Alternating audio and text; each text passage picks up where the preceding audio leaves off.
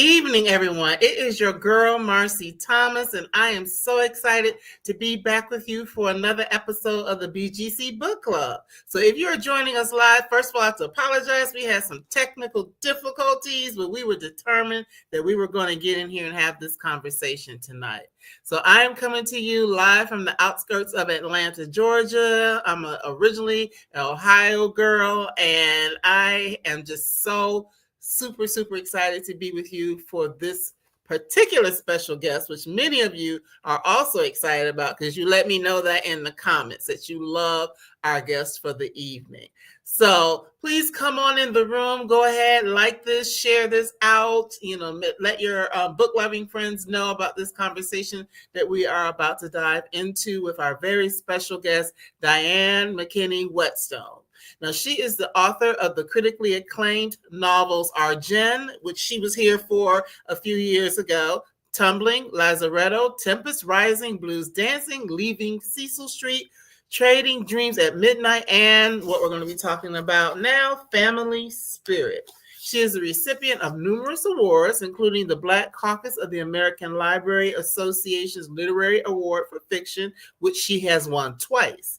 She is a past lecturer at the University of Pennsylvania, and her work has been featured in The Atlantic, Essence, Philadelphia Magazine, and the Philadelphia Inquirer. And she lives in Philadelphia with her husband, who was our lifesaver tonight, Greg. So thank you, Greg, before we even get started. So without any further delay, let's welcome Diane McKinney-Whetstone back to BGC Book Club. Welcome, Diane.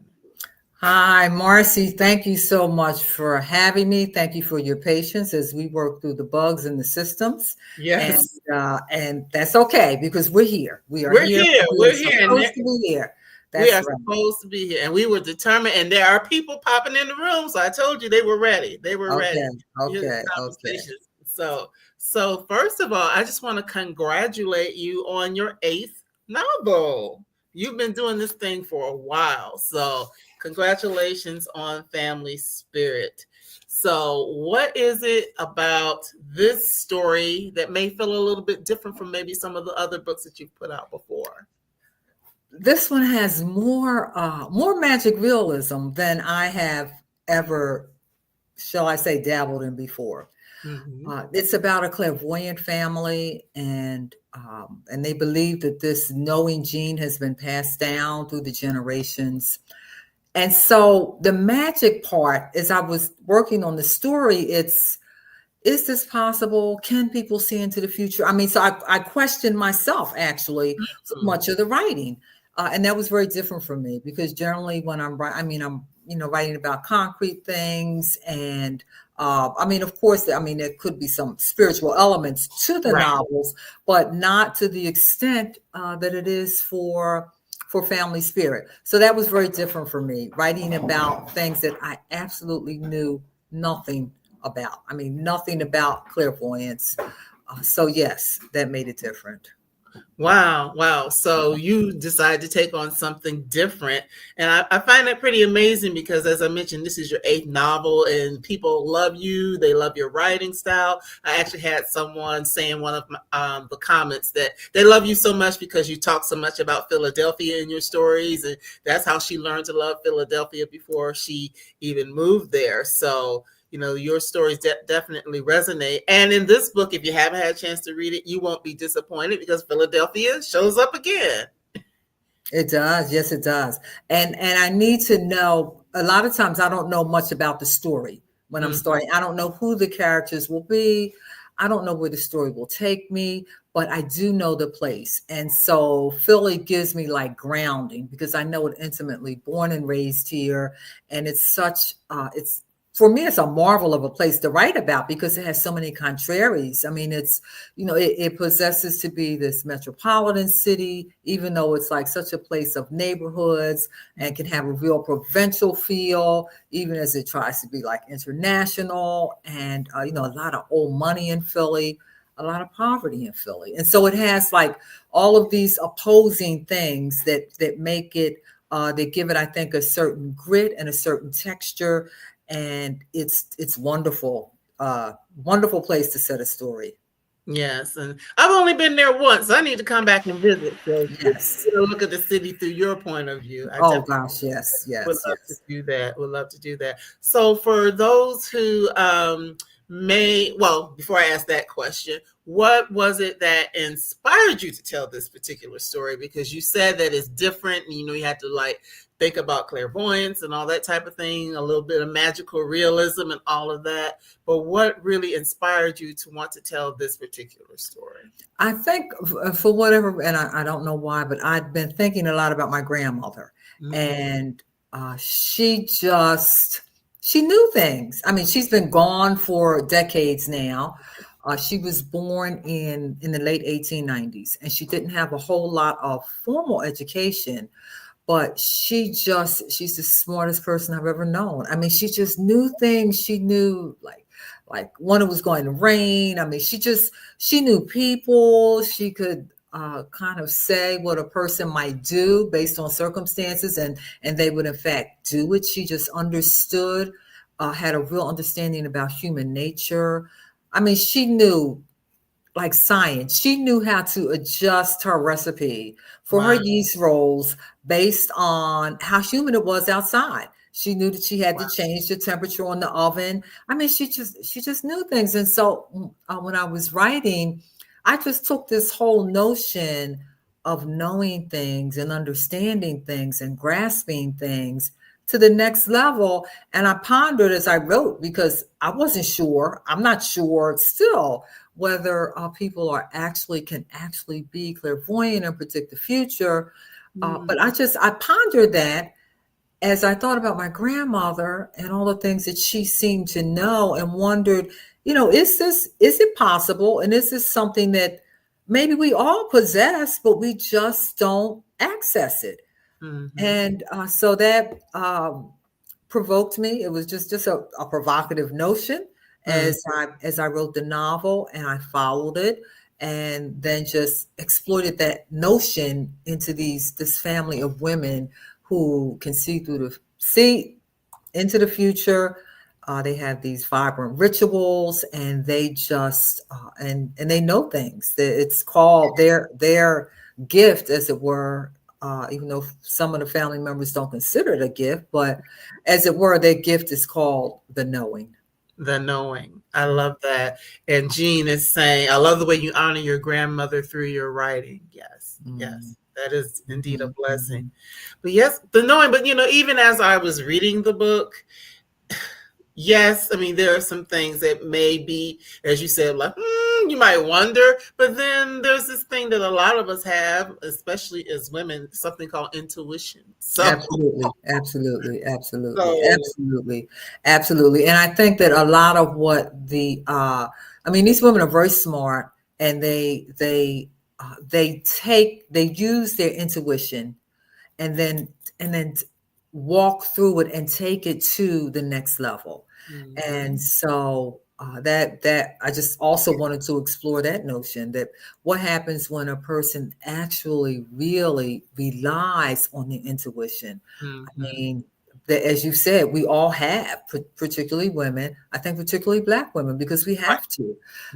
We just we kind of know things, and we kind of rely on our sense of what's happening and what's going on around us, and we allow that, we trust it and allow it to guide us. So these people, though, take it, I mean, they have like these rituals where they dress up in clothes that have been stitched together from pieces of clothes from their ancestors, from relatives who passed on, and they sing and they dance like swans, and it's just they tarry until somebody breaks out with a knowing, and that person takes center stage, and the family surrounds them. So it's just really this communal act that happens during their rituals that was just fascinating as I imagined it, and allowed it to fall onto the page. It really fascinated me. Yes, it's definitely a fascinating story. But as you're thinking, as we're talking about, I'm thinking about intuition, of course. But I mean, let's face it. And you talk about it; it comes up in the book. There are prophets. Many of us, who may come from a Christian background, we've heard of prophets and prophecy and those sorts of things. But it is interesting that say if you're in a church and someone, hey, let's face it, sometimes there's some ritualistic things going on in a church that may have a person give a prophecy, but it's looked at a lot different when it's in that setting versus in the setting that it's happening in this book with the Maces or the Mace family. So there's that as well. Absolutely, absolutely. And in fact, they are estranged from their community. And I mean, not of their own doing. People call them witches. They kind of abhor them. They avoid them. Walk on the other side of the street, kind of thing. And so they are ostracized by the community. They're like these weird women. And so they encounter that, but that's okay, because they feel that what they're doing is in fact a calling, and that they feel as if they're anointed by their ancestors and also by God. And that's why they practice these rituals. People come to them by word of mouth, and they come to them with whatever it is that they need an understanding about. There's a woman in the book, The Baker's Wife, whose husband has disappeared, and she wants to know what's happened to him. Where is he? And the Gigi, the matriarch, talks to her and listens to her and becomes almost like a therapist. For her, as she, pulls out of her, what is it? When, why does she think he would leave? What does she think happened? And she even gives her a ball to squeeze that they roll back and forth across the table to calm her down. So that the people find them by word of mouth and trust them, in fact. Right. Gigi is also a skilled negotiator, so she understands when someone can't pay, she'll barter. And in this case, the baker's wife, she says, we have huge feasts after our rituals. If you could bring us pans of your breakfast casserole and your rolls and whatnot, so that she works out an agreement for the family that the other family members sometimes don't like, because they feel she leaves money on the table. Right. But Gigi is just smart that way. Reminds me of my grandmother in that way, where she can look at a person and kind of almost see, like, to their soul, like what's really going on with them. She just, she fascinated me, as did the younger women. The younger woman really fascinated me. Yes. Yes, because that is one thing. And, I'll let you just kind of give a synopsis of the story. Then we'll continue to talk about some of the themes. But the book is called Family Spirit. So it is, yes, there are like main characters, but really all of them are dealing, with, whether it's to use or not use, or how to use, this particular gift that they have. And it is interesting just to see, how everyone treats it or manages it differently. But, just to your point while we're there about the whole thing of bartering, it made me think about that once upon a time, that is something that we did and probably need to get back to more of that, where, hey, I've got this and you got that, and let's come up with a way to kind of share what we have between us versus always having to spend money. Absolutely. Yes, Gigi, the matriarch, was very wise in that way, and the younger ones aren't trying to hear it. They want the paper, and but she is knowing. Gigi is knowing in that sense. There are the two pivotal women who I just loved writing about them and what they were going through. Ayana, the novel opens with Ayana after we go through a section of, it's also a little bit about the woman who was writing the novel. Yes. And her story is interspersed throughout. And then she has her own connection with the Maces, where even though she's creating them, she becomes as much a participant in the story as, in fact, the characters are. Yes. But after introduction into Nona, the woman writing the novel, there's Ayana, who's just she's a little girl, and she has a vision, and her mother tries to talk her out of this vision, saying that no, that's not possible. Her mother doesn't believe in this at all. Mm-hmm. And so Ayana is conflicted.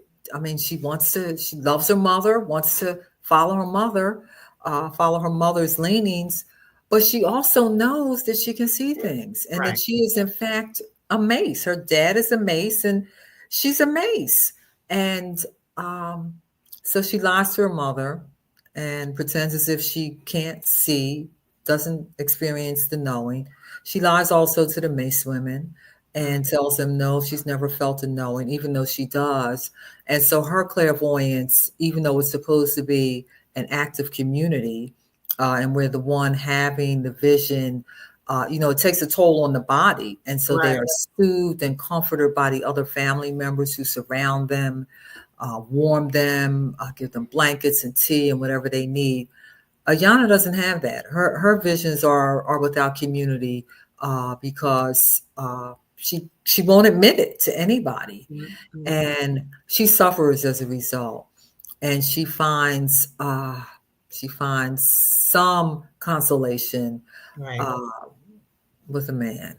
Right. You said it like that, with a man. Because that's not, and she's tortured by this. She's already, in a relationship, and she's tortured. They're trying to please her mother, has her in this place where she doesn't want to be, and where she's lying to, the person she's with, lying to her family, and she's tortured as a result. She has her father's sister, Lil, was a very gifted Mace woman, and she broke a vow, a family vow, in her youth, in her young womanhood, and is banned from the family. And so she's away for decades. And then she returns to Philadelphia for a medical procedure.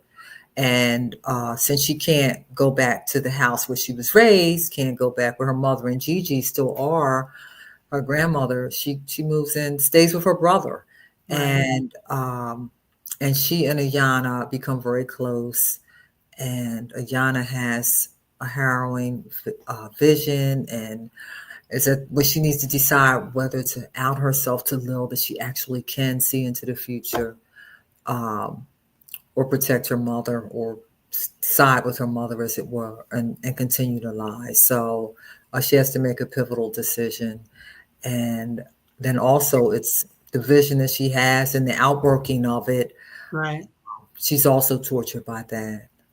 Mm-hmm. It's definitely something, the way that the characters are written, and how the stories are interconnected and interwoven, because yes, they are the main ones, but the whole family. Mm-hmm. And then I'm going to backtrack a little bit, because you mentioned Nona. Now, Nona is actually writing the story about this family. So I found that pretty amazing, that you, as a writer, are writing about a writer writing a story. So was this something that just kind of spoke to you? Were these characters speaking to you and having you to put their stories on the page? Or did you, start out saying, okay, because you could have just told a Mace story. Nona didn't necessarily have to be there, but there was something that spoke to you that made you want to have her in there. You, as the writer, writing about a writer writing a story. Absolutely. Nona came from, I don't know. It's sometimes the characters just appear, and I don't know where they came from and what they're doing there. But it's like, okay, let me see what you're about. And that is exactly what happened with Nona. She's the woman writing the novel, and she has a past, and she has issues. Her husband is a pilot. He's always away. they live out like way outside of Philly in the exurbs, and she doesn't like it. She misses her Philadelphia, and so she's writing this story, and when she starts off, she has a harrowing experience where she writes something that she just doesn't want to deal with. It's like kind of horrifies her. And so then she trashes that and goes back to her original idea, writing about this clairvoyant little girl, Ayana. And then so that the Mace story does in fact open with Ayana. But as we get into the Mace story, then Nona will come back in at points and just reflect on where they are and wonder about things and why does she feel this way? Because she doesn't know where the story is going. A lot like my own process. Right. I also don't know where the story is going. And then so it's about the Maces, but it's also about stories and how we tell stories and who tells the story, the meaning of the story, the truths that the stories hold, even in fiction. I found that fiction just when I can move the facts out of the way, the facts get in the way for me often of the truth and the real honesty that a good story possesses. So Nona grapples with all of that and with her own. She's got issues with her husband and where they live and all of that, and her own background. She has 3 cousins who she was raised with whom she's very close. And so, I mean, they also enter into the story. Nona was a bit of a character, but I enjoyed spending time with her, and actually learned. I won't say learned, but maybe clarified. She clarified for me some of the things that writers go through. Like it's impossible to write a story without some of you falling onto the page, and not you or not the writer in concrete terms, but in terms of sensibilities and understandings and all of that. So Nona just she brought all of that home for me. She learns from her characters, as do I. I mean, they teach her things, and there's a point when she says that the characters are like God in a way, because they know more than she does, and they teach her and they help her and they prop her up when she's having difficulties writing because of something going on in her life, that she comes to the characters for comfort and nourishment. That's what the writing process does for her. So it's about this family. It's also about the stories we tell and who gets to tell them. It's about obligation, because Lil, the really gifted seer who breaks the family vow and has to leave home, doesn't want to. She's kind of been anointed by the matriarch, by Gigi, to be the next one, as it were. She doesn't want it. I mean, as devoted as she is, she just does not want that responsibility. The gift that she has, she doesn't want to use it like that. And so it's also a story about the burden of being gifted, and the obligation to act in a certain way and to live out the outworking of the gift in a certain way.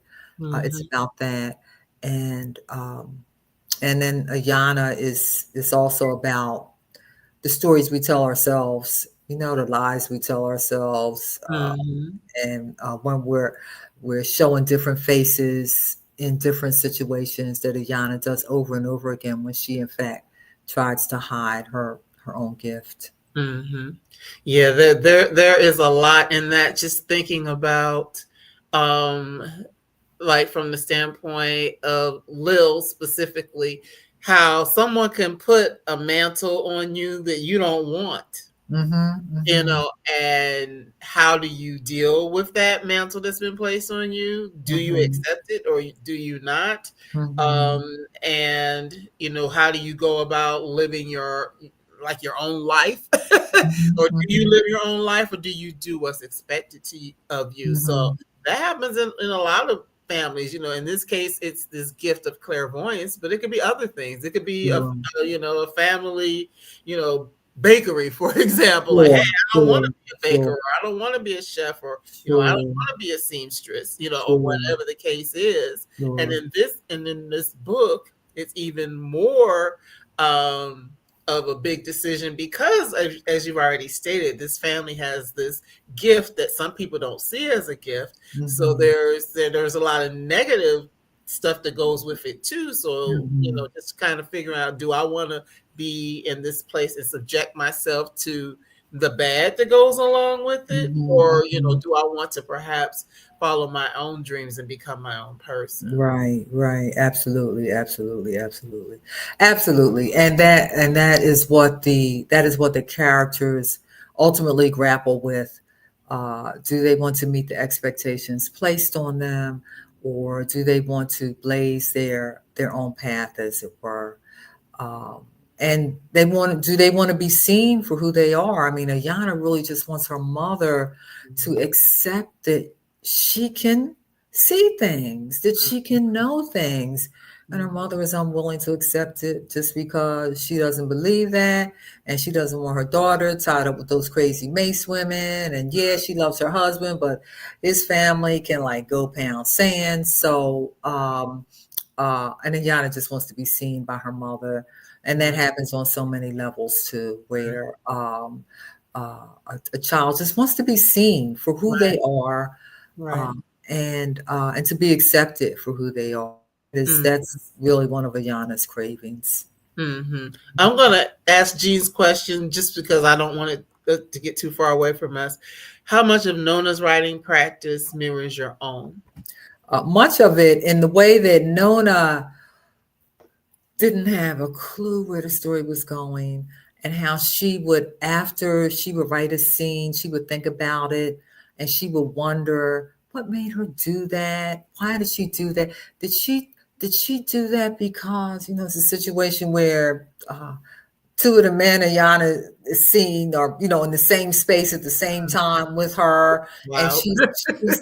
she's wondering, um, was Ayana a little bit flattered that both of these men were, or how did she feel about it? And then she realizes that no, she wasn't flattered, and kind of acknowledges that Ayana's better than she was. I mean, that she has a moral compass, and so that she questions things, and that's really part of my process, where I'll ponder something that a character has done and wonder, why did they do that? And then Mm, when I come back to writing again, I can have a deeper understanding, and I can mind that character even more to like really get down into the nitty gritty of what's motivating them, and why they are acting and reacting in the ways that they do. So that is definitely part of my process. I mean, if I didn't wasn't so like pulled to do that, I could probably write a novel, every 6 months. I mean, just mm, because, I mean, that's the to go deep the way I try to do when I write is can be yes. very time consuming. Mm, Also, Nona didn't outline, and I don't outline. okay. I may have a general idea, like Nona had a general idea. She was writing about this clairvoyant family. I may have a general idea, but beyond that, I don't know step by step where the characters will find themselves and where they will land and what will happen to them. I Mm, just know that something will happen. I just, at this point, 8 novels in, I just kind of trust you that trust. that there is, human nature is like so complex, and that Mhm. there is always going to be something to explore about a person, about Yes. these characters, and especially about Black women. I mean, always just the depth is there. And Mhm. so it's up to me to explore it, and Nona realizes that as well. And so that's also part of my process. And the way her characters comfort her, even as she's creating them, they become like real people for her. And so I think that is also a little part of my process. Wow, just thinking about that, well, as some people say, you're a pantser, not a plotter. From that perspective. And Jean is a writer as well. So okay. Yes. Yeah, so it is something just to think about, that these people are speaking to you. And I like the fact that, well, number one, all of your books are different. You know, still your brilliance in the midst of them, but they're like, this book is very different from Arjen and things like that. So even from the perspective of coming up with ideas, I said you're a brilliant writer. I mean, there's just truth in that, because sometimes a writer, you know, they kind of maybe find a groove and they kind of stay in that groove, because that's where maybe, you know, they're finding a level of success or whatever the case may be. But I love the fact that you're not afraid to take chances and do things that are a little bit different, utilizing your skill and allowing the stories and the characters to speak to you. Yeah, I do. I just like to I like to push the edges. And I mean, with the clairvoyant piece, that was definitely pushing the edges for me, because it's something that I knew nothing about. And I mean, the character Nona even goes to like this kind of dime store, as it were, you know, hocus pocus, supposedly woman who can see into the future to get her fortune read. And I didn't even do that. I mean, Okay. I'm, you know, when I was a teenager and we go to Atlantic City and go to a fortune teller, and, you know, am I going to be with this boyfriend or whatever? Ouija board back in the day. Yes. But beyond that, no, I did not. And that, I'm always fascinated by how right the imagination can get things. I mean, the imagination, when I imagine things, I can come very close, because then after I've written something, I'll hold it up to the light of reality and how things really work, and I'll do research. And I'm always amazed that the imagination can really, it can come pretty close. So that certainly fascinates me about the process. But I do like to push the edges, and so that's why, I mean, all the novels are different. I suppose that the one unifier is that they're all set in Philadelphia. Yes. But beyond that, the people they're just very varied. The storylines are different as night and day, from one, as you said, from Our Jen to, you know, Lazaretto before Our Jen. I mean, the novels are all the stories are very different. And I think I take some pleasure in that, because otherwise it might be boring just to write the same story over and over. Just, you know, changing the characters and changing their names and whatnot, the superficialities. Yes, and you're right. I guess it could, you know, from a writer's perspective, get boring. Because I've been noticing, like recently, I've seen maybe writers that may have been in a particular genre starting to branch out and do other things, and you know, all of that. You know, maybe there's a certain thing that's popular at a certain time, so they might be leaning into that. But in this book, it is, well, it's 2019, but there are some like flashbacks as far back as into the 1700s. Right. So to tell that, who is the ancestor who has, you know, kind of was the first person to recognize this particular gift. So in doing that, was there a lot of research or anything that you had to do to kind of bring that element of that historical element into it? Well, I mean, I'd done a lot of research about that time period when I wrote the novel before Arjen, Lazaretto. And so I knew like about the yellow fever and that kind of thing. I did have to like research the street names, and was there in fact this prosperous.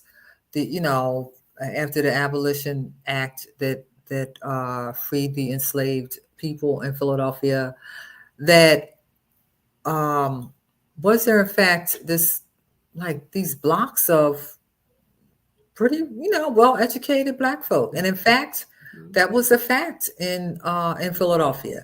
And so I mean, that kind of research to make sure that I had just the whole notion of this block and Luther, their first ancestors they were aware of, at least on this side of the Atlantic, who had the knowing, who experienced knowings. I had to research just to make sure that I was being true to the times. And that in those cases, the facts, in fact, they do matter. And so, yes, I mean, little things like, was New Jersey part of the Union then? I mean, because she sees this rainbow over stretching New Jersey. So yes, I had to make sure that I had the facts right. That stuff is good. One of the things I also really love about this family, yes, there are men in the story. There are men in the family, but it's the women that have the gift of the knowing. And these women, even as they get married or are in relationships, whatever the case may be, I like that they're very independent from the perspective they keep their name, that they are the Maces, even though they might be married to Mr. Jones or Mr. Johnson or Mr. whoever, that they are very sure and secure in who they are as women and maintaining their gift and just understanding that whatever men are in their lives have to be the kind that's gonna they're gonna have to understand and fall in line and in some ways be protectors because of what is happening, because of their quote unquote reputation. Sure. So I love seeing those women written in that way. Yes. I took some delight in that as well. And because they're strong. It's certainly a woman-centric novel. And I mean, the men are there, they're important. They're endearing. I really liked Kevin, Lil's, the guy Lil is with. They are, I mean, they keep things going. But they also know that the women have this gift and that their role is to support them. And so when they have the rituals, the men don't participate in the rituals. I mean, they can pass certainly Ayana's father, Miles, she inherited the gene because he's a Mace, but only the women actually, it only works in the women. And so they're there, they're at the house doing the rituals, but they are somewhere else talking barbershop talk or smoking cigars or whatever. They are not a part of the ritual. But they're on the scene to do whatever is needed to be done. So they're, they have their own strength in that way in terms of what the men do for the family and to keep the family going. But the women have the gift. I mean, they are, as it were, the anointed ones. Yes.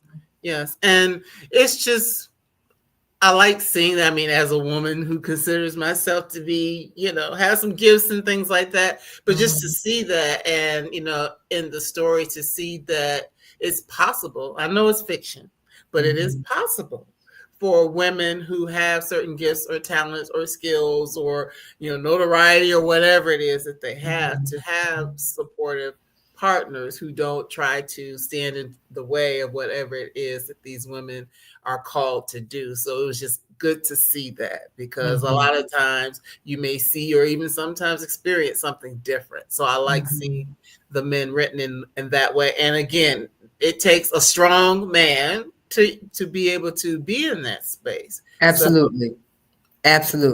Yeah. And they kind of believe that, or certainly the writer believed that, I mean, these were oddly beautiful women and their eyes were their feature. And so they just kind of believe that only a certain type of man was attracted to them. And Mm-hmm. that type of man is the type of man that a Mace woman would need. So they kind of accept that, as it were. And that's just how things worked out for them. Mhm. Mm-hmm. Well, Marcia is here. My sister's from Philly, and I wait for each of your books. We are all aunts and loved your treatment of the relationship of aunts. What relationship do you have with aunts or as an aunt? Oh, that's such a great question.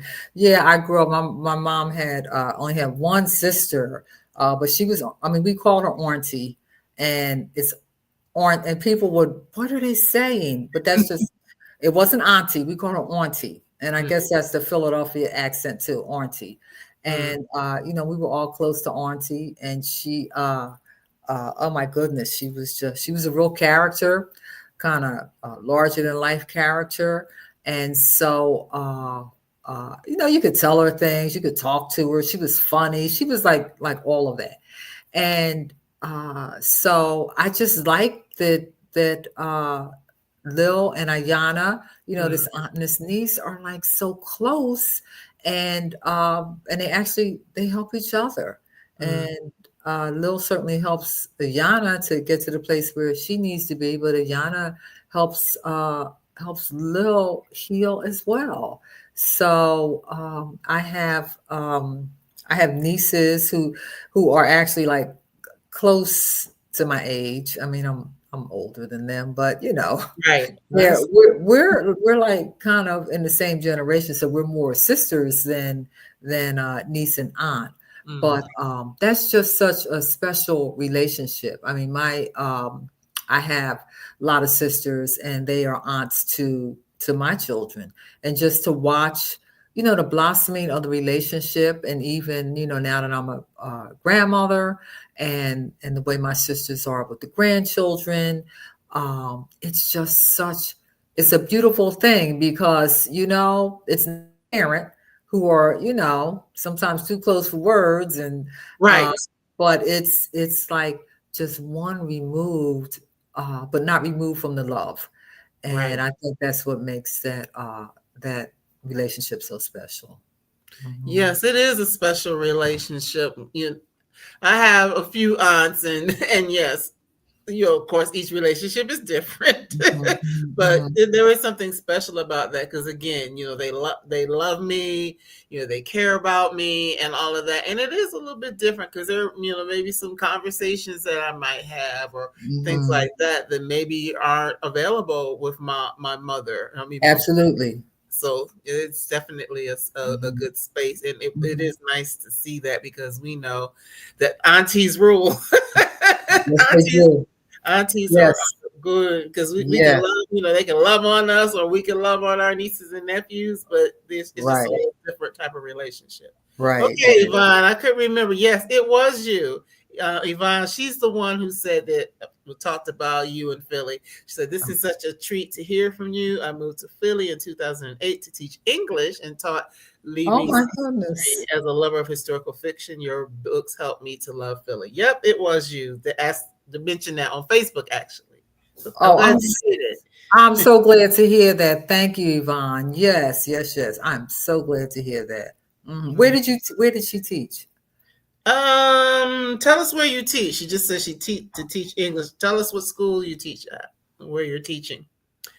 Yes, but again, I like the fact that, because you do center your books in a place, it does give people a chance to know some things about a city Absolutely. that they may not know about under normal circumstances, or there Absolutely. may be, sometimes a person can live in a place and not know. You know what I Mhm, mean? mhm, So mhm, I mhm, love mhm. opening that up and being able to see, and the city becomes like a character in the books as Mhm, well. mhm. It really does. It really does for me. It has its own, Philly has its own like beating heart, its own soul. It really does. Mhm, Mhm, mhm. So I don't know, mhm. she may not want to say where she teaches for whatever, but if you can, it's okay if you can't, Iman, just so we can get an idea. But in this book, because you are talking about, family spirit, and there are a lot of ideas that people have, when you start talking about spirit and spiritual matters. Mhm. And so did you find that challenging to kind of dive into maybe something that's a little bit different that people might, have ideas about, different forms of spirituality or ways of expressing even Christian gifts or gifts from God, because they are not quote unquote non-Christian.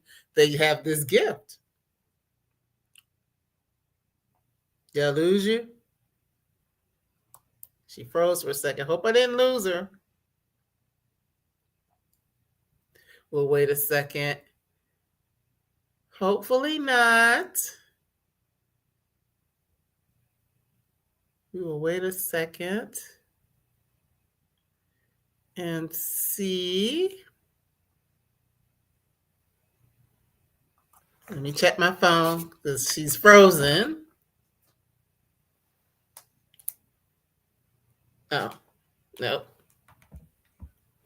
Well, hopefully we didn't lose her. We'll wait a couple more seconds and see. I don't know if you can hear me. Yep. Hopefully she'll be able to pop back on. But while we're waiting, I definitely recommend Family Spirit, of course. For those of you who love Diane's work already, she's an excellent writer, but this particular story is just so good, thinking about family and thinking about, having different gifts and what that means. Thinking about, how do you show up as yourself when maybe you are a part of a family that has expectations and all those sorts of things, and how characters and story and all of those types of things can speak to you. So if you haven't had a chance to read it yet, because it hasn't been out that long, I definitely do suggest that you pick up a copy of Family Spirit, because it is a really good book. And as we know, Diane is an excellent storyteller. So I'm going to give a couple more seconds, see if either she texts me or if she's able to pop back in, since we lost her. I appreciate you all hanging with me, hanging with us a little bit longer, because we did get a late start for this particular episode, but it is definitely worth the wait to be able to have this conversation. So I'm going to see right quick if she is able to rejoin, and we will go from there. So bear with me for just a moment. Talk amongst yourself. I'm just kidding. Talk amongst yourself. Let me see if I can get her back. One moment.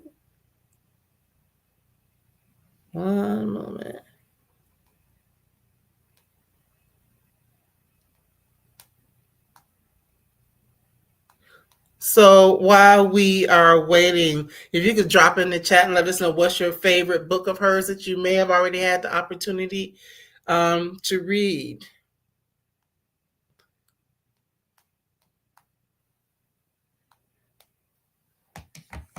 I know that we have Leaving Cecil Street, but are there any other favorites that you all may enjoy? But we're getting close to the end as well, so if she can't come back, we'll end there, but we'll give her a couple seconds to see what is happening. Well, while I'm waiting to see if she can come back on, let me give you a little bit as to who's coming in the coming days, because we have some really good authors coming up in the next couple of weeks. On Monday, we want, which will be what's the date? The 8th, I believe. We will have Regina Black will be here to talk about August Lane, which I know has been getting a lot of buzz. So we will look for that. Oh, yes. Tumbling and Blues Dancing. So those are a couple of Diane favorites. I love that. So look for Regina Black on Monday. Then let's see here. On next Wednesday, we will have Clavis Natera with the Grand Paloma Resort. Then in a couple of weeks, I want to say it's the 15th, we will have Jasmine Guillory. For you, those of you who love romance, will be here to talk about flirting lessons. Oh, yep, she's coming back. All right, good deal. Can you see me? Hi. Yeah, I was just telling them who was coming because I was going to wait for you.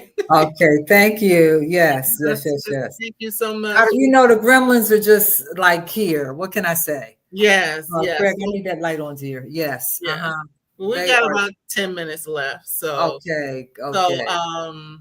But the question I forgot what the question was. Oh, about talking about spiritual things and spiritual matters, and understanding that this family, even though they might practice their spirituality different, is not a non-Christian family. But even what Christianity looks like. And it also made me think about, oftentimes we may have different rituals because we are Black and African, that things that we do things differently. Absolutely.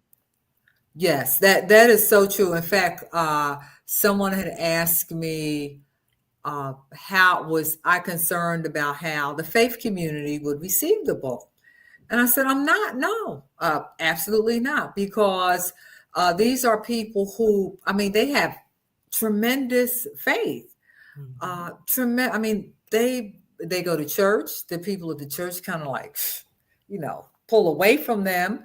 But when they come into the church, in fact, they help the pastor of their church course corrects his life. They told him some things that might happen. And whenever he would see them walk into the church, in all of their long flowing ritual garb, he would make sure that his sermon was about the gift of sight and the gift of vision.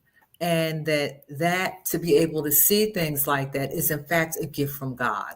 And he would make sure that his sermon went there as a way to protect them. And now it didn't help much with the congregants, because they still didn't like them. They were different. They were odd. They were very much othered. That was okay. They knew their faith was strong, and they knew that they were practicing at the stirrings from the ancestors and also from God, and that this is what they were placed on this earth to do, and they were comfortable with that. Would they have liked to have been embraced by the community? Of course, but they were okay where they were.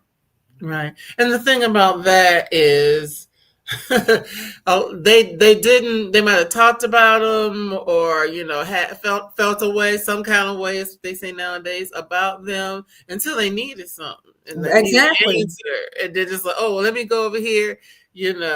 Exactly. I wonder what the Mace would say about that.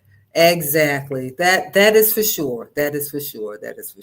And that's the human nature thing, to turn somebody into the other so you can talk about them and put them down, because it makes, it's human nature. So yes, for sure. So that they were victims of that, but they were not victims because they considered themselves to be doing God's work, and so they were okay with how people reacted to them. And God shows up in a lot of different ways.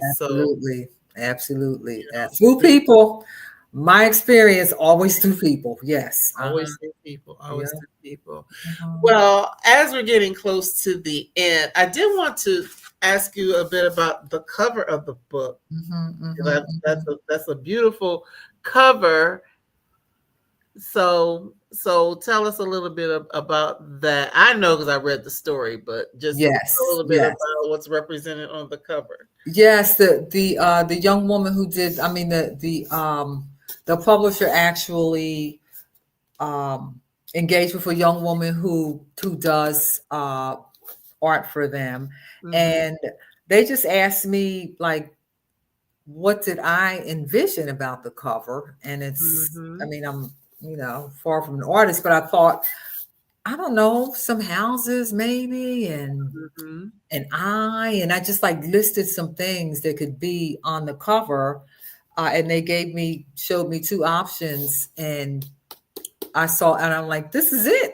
No other, with our Jen, there was a lot of back and forth, because I thought that the people looked too old, and not vibrant, and these were like vibrant characters. Right. The previous novel, there was a lot of back and forth. As soon as I saw this, I had no quarrels with it at all. It was just like, oh my God, that's it. So yes. Right. When it happens like that, yes, that's good. And when you read the story, you can pick up on some of the elements of what you see. For sure. Yes. For sure. Yeah, because I see where that, I'm not going to say it because I want people to read it if they haven't, but yeah, I can see where certain things that are a part of the story. But I will say this, these are roots. Yes. And, so that's symbolic for a couple of reasons. Yes. And you got to read it. But Yes. just, thinking about the roots of who you are, the roots of, where you come from, those ancestral ties, those ancestral gifts. Because a lot of times when people talk about our past or the ancestry or things like that, it may be from a space of maybe traumatic things. And this is not a story that's based in or steeped in trauma. Sure. For sure. Yes, I'm glad you said that, Marcy, because it is certainly is not. Yes. It's it's based on belief and family, and the good and sometimes the not so good about family, but families that ultimately come together, and it's based on the spirit of family, really. And also spirituality. So certainly it has all of those components. Ultimately hopeful. Me, it's a hopeful story. Yes, it is. And see, y'all, for those who don't watch or this is your first time, we talk about books without giving you everything. We don't do spoilers in this space, but just enough to kind of whet your appetite. So while you were away, I did ask the question of like what people's favorite books of yours, and we already knew like Leaving Cecil Street, but then someone mentioned Tumbling and Blues Dancing. So Al mentioned those two books while you were away. And Al also has a question. Do you think characters from previous books will reappear in future novels? That is such a good question, and I've never thought about doing a sequel. It's like when I'm finished a book, I have gone as far as I can go with those characters, and I just let them stay alive between the pages, and I let them go. So I don't have any plans. I think if there were ever a book that I would continue, it might be this one more than the others. Just because, I explored so much, and there may be still more there. I don't think I would do a sequel though. It would be a standalone piece with some of the characters going into the next book. But beyond that, no, I don't. Generally, when I'm finished a book, I'm pretty much finished. Because based on some of the things you said earlier, it sounds like they're sitting with you for a while. Yes, absolutely. They are. They're with me through. It's I cry when I finish a book because it's like, oh, I'm gonna miss them. And with this one, it's like, oh gosh, Lou, Ayana, Kevin. It's because I'm like, I'm there emotionally with them. Right. Which is why all my books, I think, have to end with a sense of hope. Even if things don't work out completely for all the characters, that there needs to be a sense of hope. I don't know if the characters need it, but I need it because I had been through so much with them. It's like, y'all got to leave me on an up note. So, absolutely, I do miss them. Yes. So, how long did it take you to write this particular story? This one took about 2 years. They generally take about 2 years. It can be much longer between publications, just because everything that goes into the editing process and the back and forth and all of that. But this one took about 2 years. Okay. So, Are there any places or spaces that you will be in the coming weeks or months that maybe people can come out and see you for a book signing, or any book festivals or anything like that on your schedule for the fall? I'll be at Cleveland MLK Library in Cleveland. Hey, my And hometown. in September, yes, I will be there for the it's Cleveland Book Week, and the final weekend is dedicated to Black stories, and so I'll be the keynote there. That is Saturday the 27th. I'm looking forward to that. Next, the week before that, on the 18th, I'll be in DC at an event sponsored by Unerased Black Women. Oh, And I know them. I know you do. Yes, yes. So they are doing an event honoring their primetime 55 authors, and so I'll be in conversation with incredible memorist Dean, and I'll be there. And I'm doing like local things around Philly, but those are the two coming up this fall: the Cleveland Book Fair and the Unerased. Yes. That sounds good. I wish I could go to Cleveland and see you there. That's actually the day after my birthday, but yeah, I won't be able to go. But I just wanted to, to share for those people who are out there who may want to see you. And then, of course, I'm sure you're listing things on your website, maybe a little social media. Yes. Facebook every now and then. Yes. Instagram every now and then. Yes. Yeah. That's why I have listed. Yes, so people can follow to see all the places and spaces that you will be. Well, Diane, this has been such a pleasure to talk to you for the second time. I know it will not be the last, because I know you got more stuff coming. I do. Yes. Yes. Yeah. So next time we will have all the bugs worked out. So this worked out. This worked out as it was supposed to. Yes. Everything happens the way it's supposed to happen. Yeah, absolutely. Even sometimes it's not the way you wanted it to happen. That's for sure. Everything happens the way it's supposed to happen. So thank you again for being here. Thank you to everyone who's watching live, who's asked questions. Thank you to everyone who's going to share this out, whatever the case may be, because we want more people to know about family spirit and just Diane's work in general. If you haven't picked up a copy yet, there is a spot. If you don't have a particular place where you normally shop, there is a Brown Girl Collective bookstore, and it's just at browngirlcollectivebookstore.com, and that is attached to Bookshop. So if you shop on Bookshop, if you go there, it will take you directly to the page, and you'll be able to find Diane's book and, a lot of other stuff. Arjen, a bunch of stuff you'll be able to find in that space. So again, thank you all for being here. Diane, I don't want you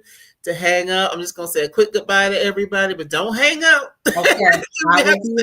Thank you. I want to thank everybody too. A special thank you to those listening. Thank you for being readers. I mean, because I cannot do what I do without you.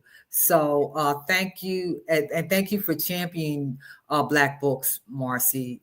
We need you for sure. Mm-hmm. Thank you. I appreciate that. I'll see you in just a second. Okay.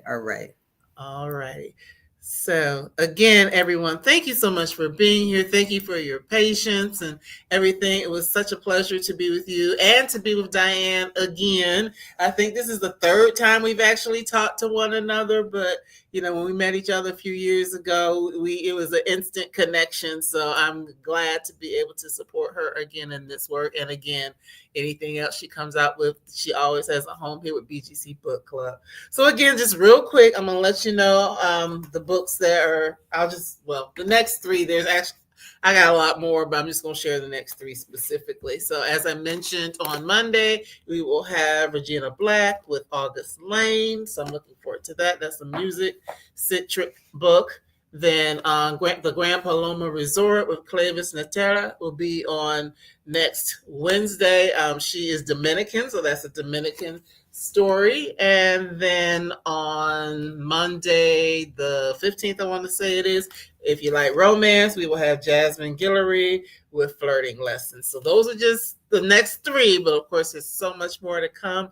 And I look forward to seeing you all again for other episodes of BGC Book Club. Oh, also real quick, if you are not following the page, I would ask you to follow or subscribe on YouTube, because that's where you will get all the latest updates.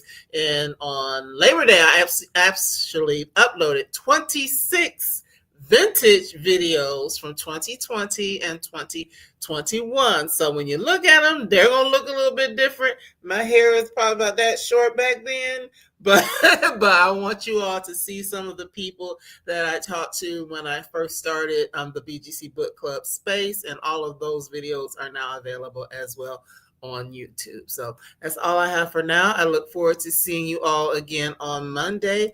And until then, just keep on reading, and we'll see you again real soon. All right, take care. Bye-bye.